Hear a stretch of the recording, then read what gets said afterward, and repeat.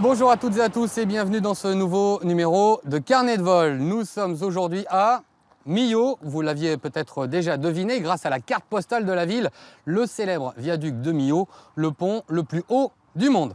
Alors Millau, c'est une ville qui a misé sur les sports nature et les sports fun, mais vous allez découvrir dans cette émission que l'on peut également y pratiquer des activités aéronautiques plutôt sympathiques. Voici donc tout de suite le sommaire de cette émission. Des sensations à foison dans ce carnet de vol, avec un point de vue unique sur Millau, en parapente d'abord. Un engin que certains, vous le verrez, tordent dans tous les sens pour réaliser les figures les plus incroyables. Incroyable aussi, se jeter d'en haut du viaduc de Millau en parachute, ça s'appelle du base jump. Des drones pour surveiller la peinture des avions fraîchement sortis d'usine, un nouveau débouché pour ces engins radiocommandés.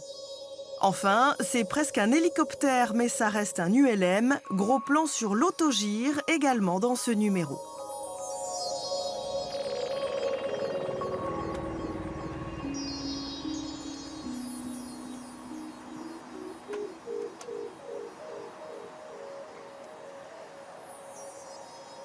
Carnet de vol vous propose une nouvelle fois de vous envoyer en l'air. Aujourd'hui, ce sera en parapente et notre guide s'appelle Karine. Bonjour Karine. Bonjour.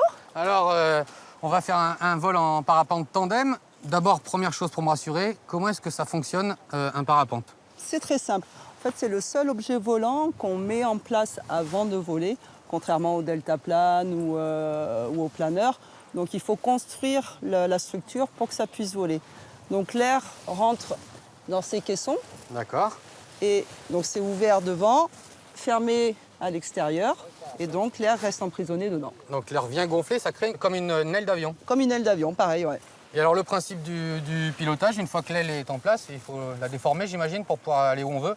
Oui, donc c'est facile hein, à la base. On tourne à droite pour aller à droite, à gauche pour aller à gauche. Ça fait comme un aérofrein à l'arrière de la voile. Et donc, ça fait tourner le parapente. Et si on veut accélérer ou ralentir, comment ça se passe? Ralentir, il suffit de freiner doucement les deux commandes.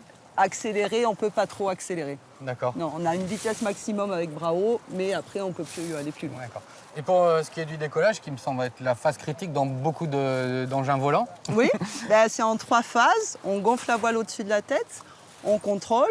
Si c'est bon, on donne une course d'élan pour donner de la vitesse au parapente pour décoller. Si on voit que c'est pas bon parce qu'elle est partie trop de travers ou s'il y a un nœud qu'on n'a pas vu, on freine, on arrête et on recommence. C'est l'avantage du parapente. Les conditions ont l'air bonnes là? Super.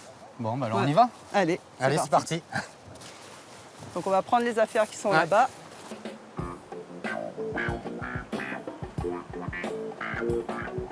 Bon, bah écoute, il n'y a plus qu'à. Je suis accroché à toi ou à la voile?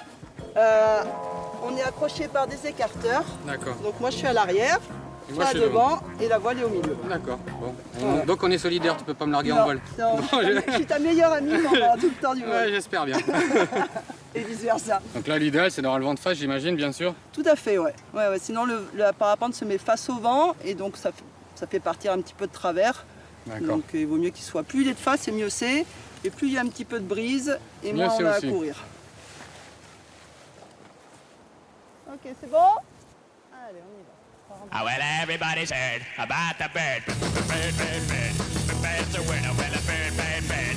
Bird is a word. Oh, well, a bird, bird, bird. Well, a bird is a word. Oh, well, a bird, bird, bird. The bird's a word. Oh, well, a bird, bird, bird. Well, a bird is a word. Oh, well, a bird, bird. The bird's a word. Oh, well, a bird, bird, bird. The bird's a word. Oh, well, a bird, bird, bird. Well, a bird is a word. Oh, well, a bird, du décollage. the bird's a word. Oh, well, don't you know about the bird? Well, everybody knows that the bird is a word. Et l'avantage du parapente, c'est qu'on peut vraiment frôler le relief très très près. Ouais. Des fois, ça impressionne un peu les passagers. Oh, écoute, impressionne-moi. On va faire un petit touch dans un sapin. Alors, Voilà. faut y rester. Déjà, j'ai failli en faire un, moi, dans les buissons au décollage.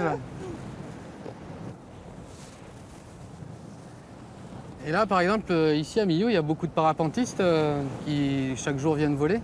tous les jours, à chaque fois que ça vole, il y a du monde. Donc au club, on est plus d'une centaine à Millau. Ah oui, quand même. Puis après, il y a pas mal de pilotes qui viennent de Rodez, de l'Hérault aussi, d'à côté de Montpellier. Parce que c'est vraiment un spot réputé ici. Ouais, les conditions sont faciles. Et puis c'est surtout qu'on peut changer de décollage assez rapidement si les conditions changent. D'accord. Comment donc on fait pour devenir pilote de parapente? Est-ce que moi je peux m'acheter un parapente et sans aucune expérience me jeter d'en haut de la falaise? Tu peux le faire à tes risques et périls. À mon avis, c'est beaucoup de risques et beaucoup de périls. Ouais. Donc il vaut mieux passer par une école professionnelle.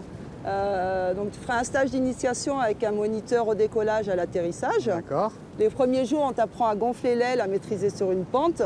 Et en fin de stage, tu feras des vols tout seul, donc moniteur, radio, mais tu n'es pas autonome. D'accord, il faut combien de temps pour être autonome? Il faut, on va dire, en conditions calmes, c'est-à-dire le matin ou le soir, quand il n'y a pas de thermique et de turbulence, il faut, on va dire, une cinquantaine de vols. Ah oui, Au quand moins, même. ouais. Ouais.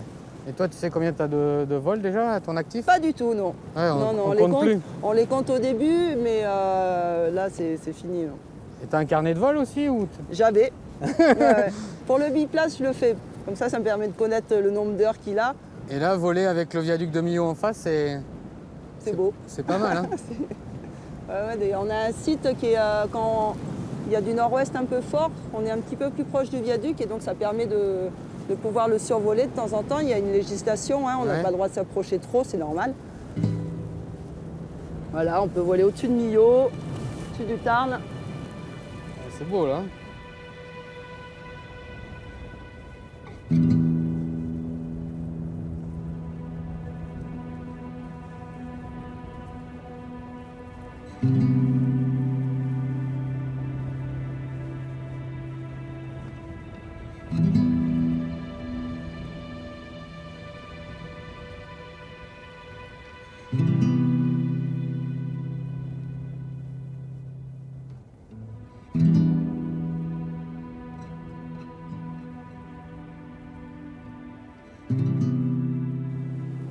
On arrive sur notre zone d'atterrissage. Voilà, donc il faudra se mettre debout quand je te le dirai, Ouais, oui. en se penchant en avant. Ouais, ça j'ai Et bien là, compris. il n'y a pas beaucoup de vent, donc il faudra, on va dire, marcher un petit peu Ouais, quand on touche le sol. ça roule.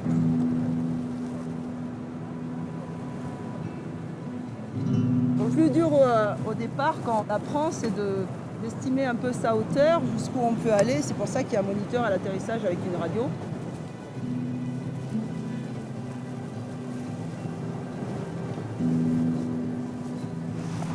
Je vais te mettre sur le côté. Ouais.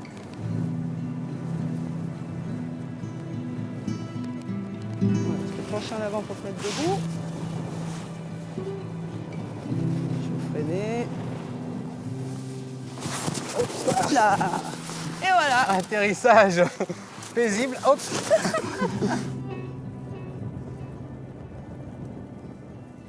Bon Karine, merci. On encourage bien évidemment tout le monde à venir tester le parapente ici à Millau. Et avant de continuer notre périple mi-avoie, je vous propose de retourner à Toulouse, découvrir comment, avec des drones, on inspecte les nouveaux avions d'Airbus. Vous allez tout comprendre grâce à ce reportage. C'est comme une checklist pour avion. Et on la prépare à chaque premier vol. Ici Saint-Martin, nous sommes à Morvan-Saint-Jean, on est prêt au décollage. L'histoire commence il y a 2 ans. Un salarié d'Airbus a l'idée folle de faire voler des drones au-dessus des avions du constructeur. L'objectif, inspecter les moindres recoins du fuselage pour y détecter d'éventuelles égratignures ou défauts de peinture. C'est l'étape cosmétique, le contrôle final avant la livraison de l'appareil, un contrôle qui peut désormais se faire par tous les temps. Il peut tenir jusqu'à 60 km de vent. C'est pour ça que je ne m'inquiète pas là-dessus, parce qu'il a une stabilité qui est assez importante. Le drone prend une série de 170 photos de toutes les parties hautes de l'avion. Ce système, testé uniquement sur l'A330 pour l'instant, sera généralisé à tous les appareils d'ici 4 ans. L'inspection à l'œil humain est donc vouée à disparaître. Le drone remplacera à terme les nacelles élévatrices, utilisées jusque-là pour les contrôles, avec à la clé une réduction des coûts importante et surtout un gain de temps précieux face à la cadence de production d'Airbus. 3 avions sortent tous les jours des usines du constructeur. L'inspection d'un avion prenait 2 heures, voire 4 heures si on devait la faire 2 fois, mais en moyenne 2 heures. Et maintenant, grâce à ces drones automatiques qui sont télécommandés avec un parcours qui est prédéterminé, on peut faire une inspection d'avion en 10 minutes. Une fois ces images enregistrées, elles sont modélisées par ordinateur. Un logiciel recrée l'avion en 3 dimensions et permet aux inspecteurs de repérer les dommages de l'appareil depuis le sol. On est en train de changer la façon de travailler. Et ça, pour moi, c'est vraiment l'innovation, d'utiliser de nouveaux moyens plus technologiques et de changer les méthodes de travail et de pouvoir avoir la digitalisation des images de nos avions pour avoir une image globale de l'avion au moment de livraison. Boeing, le principal concurrent d'Airbus, s'est lancé lui aussi dans ce système de contrôle, dans l'espoir de réaliser d'importantes économies. Des compagnies aériennes lui ont emboîté le pas. C'est le cas d'EasyJet qui a effectué son premier contrôle technique par drone en juin dernier. Mais c'est bien Airbus qui semble avoir pris un avantage décisif dans cette course à l'innovation. Jusqu'à maintenant, il n'y a personne d'autre qui a commencé à déployer dans les conditions vraies l'inspection des avions par un drone. Ça a été beaucoup discuté, ça paraît une très bonne idée, mais nous sommes vraiment les premiers de l'amener jusqu'au bout. Alors même si le drone et ses 2,3 kg ne pèsent pas lourd à côté des gros porteurs d'Airbus, c'est bien lui qui fait les beaux jours du constructeur. Allez, de retour sous le soleil mi-avoie en compagnie de Léo Bézon, dont la spécialité est... Le parapente et surtout la voltige en parapente, l'acrobatie. Donc on peut faire de la voltige en parapente? Oui, tout à fait, tout est possible. On s'en rend pas compte, mais on peut vraiment évoluer sur plusieurs axes et faire beaucoup de choses. Quoi par exemple comme chose? De la corde à sauter, faire passer la voile vraiment sous le pilote et ça pratiquement à l'infini. On peut répéter la manœuvre plein de fois. Et donc là, on prend beaucoup de G, d'accélération. Combien de G? Jusqu'à 5 à 6 G par tour. C'est très bref. À un moment donné, il y a 5-6 G. La seconde d'après, il y a 0, un peu en apesanteur. Et ça continue comme ça, ouais. Mais 5 à 6 G. Ouais. Bon, bah écoutez, on va découvrir ça dans un instant. Mais tout d'abord, on va faire une nouvelle incursion en dehors de Millau pour s'intéresser à un engin volant que peu d'entre vous connaissent. Ça s'appelle l'autogire. C'est une sorte d'ULM hélicoptère. Et c'est à découvrir dans Carnet de vol. Juste après, on verra Léo, la tête en bas.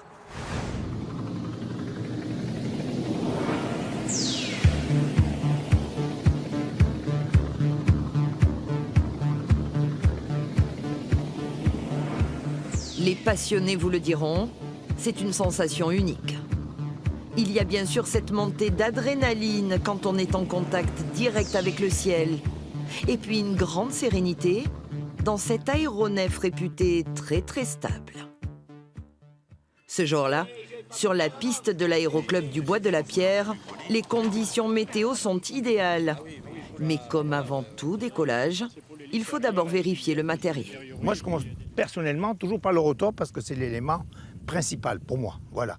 Tant que le rotor tourne en autogire, c'est un parachute, donc il n'y aura pas trop de problème. Le reste peut plus ou moins tomber en panne. Bon, il vaut mieux pas. Alors, on contrôle le rotor. Je regarde mes boulons. Si tous ces boulons sont serrés, s'il n'y a pas de marque qui m'inquiète, il n'y en a pas a priori. Je contrôle les rotules. Sur sa checklist, toutes les pièces maîtresses de l'autogire. On décolle, on va se positionner dans la plaine, si vous voulez. Oui. Ouais. On se positionne, alors toi tu es à ma droite, Eric sera à ma gauche, et puis les deux biplaces derrière, juste derrière.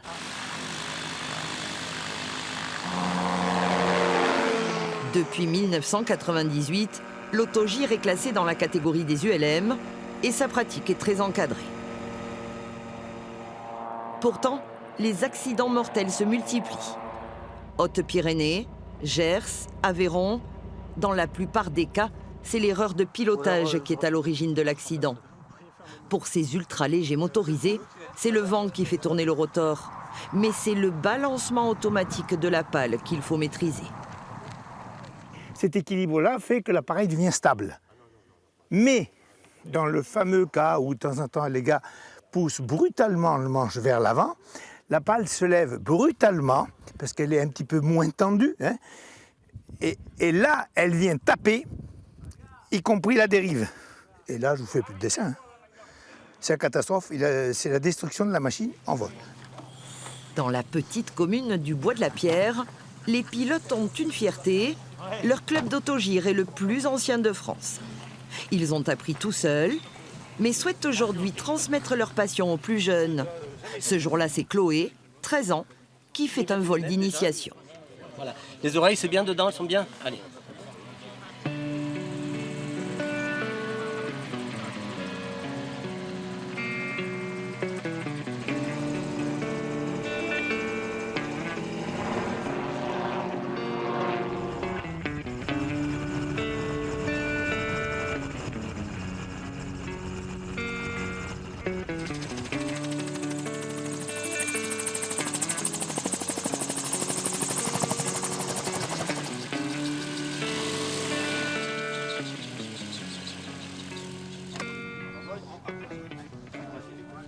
C'est difficile à décrire, être en l'air comme ça, voir tout en petit en bas, ça fait bizarre, c'est vrai.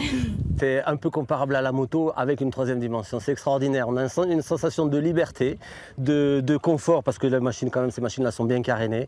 C'est fiable, c'est un plaisir total dans la balade, d'emmener des gens, c'est aussi le plaisir de partager, voilà, comme on vient de le faire à l'instant.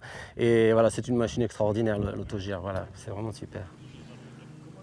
Longtemps délaissé au profit de l'hélicoptère, l'autogire fait aujourd'hui de plus en plus d'adeptes.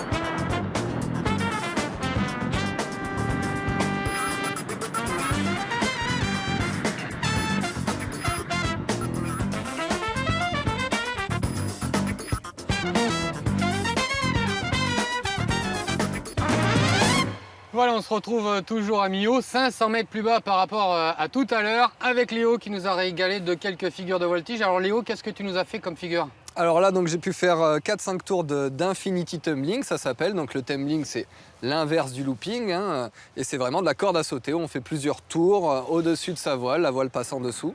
C'est là où on prend le plus de G, d'accélération, une des figures les plus impressionnantes, voilà, de la voltige. Et juste après, j'ai fait un Misty Flip, donc un tour de vrille que j'ai enchaîné en hélicoptère. Assez simple à comprendre, hein, c'est vraiment la voile qui tourne comme une pale d'hélicoptère au-dessus de la tête, vraiment sur un axe horizontal. Alors comment est-ce qu'on fait pour faire toutes ces figures avec simplement 2 commandes? Alors ouais, on n'a que 2 commandes de frein qui ralentissent la voile et il faut vraiment la contrôler parfaitement. C'est très, très fin le pilotage, hein. Une voile biplace, ça se pilote de tout en haut jusque par là, hein, pour piloter. Une voile de voltige, ça se pilote que vraiment sur 5-10 cm. Donc il faut vraiment être très fin, de l'entraînement. C'est comme un gymnaste qui répète tout le temps ses manœuvres, ses figures. Ben, nous on fait pareil, on répète jusqu'à être parfait sur notre figure. Alors il y a des compétitions, j'imagine, de voltige. Qu'est-ce qui fait la différence entre le premier et le dernier de la compète? Alors vraiment en voltige, on est noté sur plusieurs choses. La difficulté des manœuvres qu'on réalise, puisqu'il y en a quand même une trentaine ou une quarantaine de figures répertoriées sur 40 figures. Voilà, parce qu'on peut les faire à droite, à gauche, dans un sens puis dans l'autre. Enfin, il y a vraiment beaucoup de façons de faire les figures. On est noté sur la chorégraphie aussi, l'enchaînement de toutes nos manœuvres jusqu'à arriver vraiment au sol. Et on est noté aussi sur la façon dont on pose. Là, on a vu que je suis arrivé en virage, vraiment en 360. On fait la même chose en compétition, mais au-dessus de l'eau, au-dessus d'un radeau. Vraiment, où il faut poser sur un radeau qui fait 7 mètres par 3, hein, qui est vraiment pas très grand. Donc il faut arriver à 100 km/h, toucher l'eau un peu avec la voile, le pied, et arriver ensuite sur un radeau qui fait 7 mètres par 3. Et c'est là aussi où il y a beaucoup de points qui se jouent sur les meilleurs mondiaux. Ouais. Donc beaucoup d'adrénaline, ouais. J'imagine, quand on fait de la voltige. Beaucoup d'adrénaline, et c'est là où il faut aussi être très concentré, hein. On a l'impression qu'on est des fous, mais au contraire, on est quand même très réfléchi pour que tout se passe bien, hein. Si on était vraiment aussi fou qu'on le pense, ça serait pas aussi beau et aussi maîtrisé que ça en a l'air. Et puis encore plus d'accidents. J'imagine que c'est pas ouvert à tout le monde. Raconte-nous un petit peu ton parcours de parapentiste. Alors moi je suis issu d'une famille, mes parents font du cerf-volant, donc j'ai quand même baigné dans le milieu du vent très jeune. Et à 12 ans, j'ai déjà commencé tout seul dans une école. L'âge minimum requis c'est 12 ans, donc j'ai vraiment commencé au tout début. De 12 à 18, j'ai fait des choses tranquilles et c'est à 18 ans que j'ai commencé la voltige. Et ça a mis vraiment du temps à avoir le niveau que j'ai maintenant, donc c'est vrai que ça s'apprend progressivement. Faut être en l'air, faut s'entraîner, il n'y a pas de secret, hein, c'est vraiment faire les figures qui nous font progresser. Ouais. Et c'est quoi le danger principal quand on fait de la voltige en parapente? Il n'y en a pas tant que ça. Le danger principal, ça serait éventuellement de tomber dans sa voile quand on est à la verticale. Mais toutes les manœuvres qu'on fait avec nos voiles de voltige, il y a quand même toujours beaucoup d'énergie, donc on passe toujours de l'autre côté. Et ensuite, je dis que c'est pas si dangereux que ça, parce qu'on a quand même en voltige 2 parachutes de secours et qu'on fait de la voltige quand même relativement en hauteur. S'il se passe un problème, si la voile s'arrête un peu de voler, on a quand même toujours le temps, avant de lancer nos parachutes de secours, de récupérer notre voile. Une voile, ça vole quand même relativement bien, hein, et il y a peu de chances, à part si tu tombes dedans, que tu sois vraiment en danger pur. Le danger, c'est le sol, et donc plus on est proche du sol, plus on fait des manœuvres tranquilles pour vraiment y aller progressivement et en sécurité. Ouais. Bon, en tout cas, merci Léo pour cette pure séance d'adrénaline. Avec plaisir. Merci.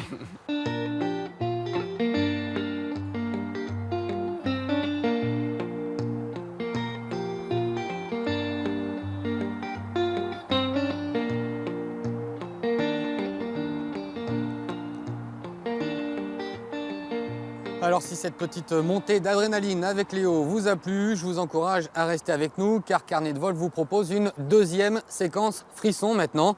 Car si je suis au pied du viaduc de Millau, ça n'est pas pour rien. Depuis décembre 2004 et son inauguration, le viaduc est devenu en effet une véritable base de lancement pour tous les base jumpers du monde.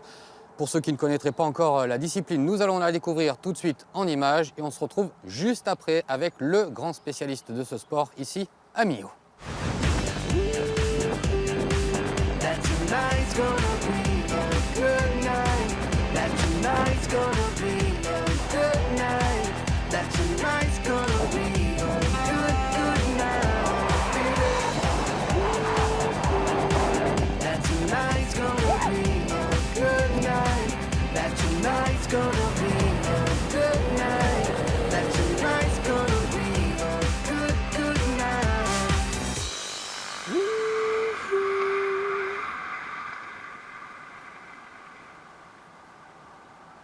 Du haut de ce tablier, 270 mètres de vide vous contemple. FIFA, vous mettez combien de temps pour les parcourir? Quelques secondes. Bon, alors, on va dire que vous êtes un habitué des lieux parce qu'on ne doit pas dire combien de sauts vous avez réalisé du haut du viaduc, mais vous n'êtes pas le seul, hein, c'est vraiment une base de lancement réputée pour tous les base jumpers du monde entier. Oui, le viaduc de Millau fait partie des objets pour un base jumper. Il est sur la liste et on a envie de cocher la case. Alors combien de gens sautent chaque année? Est-ce qu'on le sait déjà? C'est difficile à estimer, mais c'est sauté régulièrement. Très régulièrement? Régulièrement. Alors, comment est-ce qu'on devient base jumper? Qu'est-ce qui vous attire dans cette discipline? C'est vraiment les sensations, l'adrénaline, le plaisir, et de se faire plaisir et surtout les rencontres. Après, j'ai commencé en faisant du parachutisme pendant 9 ans. Et mon ancienne copine, ma pépette de l'époque, n'était pas très pour le base jump. Du coup, quand notre histoire s'est terminée, j'en ai profité pour commencer. Comme ça, je me suis dit que la prochaine, ça ferait partie du package. Alors, je ne sais pas si c'était un bon plan parce que maintenant, je suis célibataire. Alors, on va bien préciser hein, que c'est illégal normalement de sauter d'un pont comme celui-là, mais ce n'est pas les seuls endroits d'où vous sautez. Des ponts, le viaduc de Millau, d'autres ponts aussi dans la région? D'autres ponts se sautent aussi dans la région. Et après, le base jump en France, on est rattaché au centre alpin français avec l'association de paralpinisme et on est couvert, assuré et on saute tout ce qui est d'un point de vue naturel. Donc ici dans le secteur, vous sautez de dans falaises? Les gorges, ouais, de falaises, dans les gorges de la Dourbie, les gorges du Tarn. Il y a des sauts sympas qui se font dans le coin. Alors parmi vos grands souvenirs, puisque vous êtes ruténois, racontez-nous ce qui s'est passé il y a quelques temps. Ouais, j'ai fêté mon anniversaire et voilà, on a vu une petite cathédrale sympa. Bon, il ne faut pas trop en dire hein, parce que c'est vrai que c'est pas forcément légal. En revanche, quand on saute, qu'est-ce qui est le plus impressionnant? Est-ce que c'est se jeter dans le vide, attendre l'ouverture de la voile? Comment est-ce que ça se passe? Ouais, pour moi, le gros de la sensation, c'est vraiment juste avant le saut. Juste avant le saut où j'aime bien, par exemple, Millau, je ne saute jamais seul. Mais à la fois, quand on se retrouve juste avant de sauter, on est face à soi-même. Et que ce soit 270 mètres ou 70, c'est le moment où on va sauter qui me procure le plus d'adrénaline. Donc on peut sauter de 70 mètres. On a le temps d'ouvrir le parachute là? On a le temps aussi de l'ouvrir. Après, on a différentes techniques mais qui permettent d'ouvrir la voile un peu plus vite. Parmi vos projets qui sont à venir, qu'est-ce qu'il y a de sympathique? Mais dans 15 jours, là, j'ai la chance d'être invité. Je vais en Chine pour une semaine, pour un événement, et on va sauter d'un pont un peu plus haut que Millau. Plus haut que le viaduc de Millau? Un peu plus haut, mais bon, qui n'est pas construit pareil. Il est sans pile, c'est un pont qui traverse la vallée. Du coup, c'est pas le même style de structure, et Millau reste le plus haut grâce à sa pile P2, qui est la plus haute pile du monde pour un pont. Merci en tout cas à Fifai de nous avoir fait partager un petit peu des sensations que vous pouvez vivre en sautant du base jump, des sensations, je pense, exceptionnelles, non? Ouais, merci, ouais. C'est assez sympa. Merci. Merci Pierre-Jean.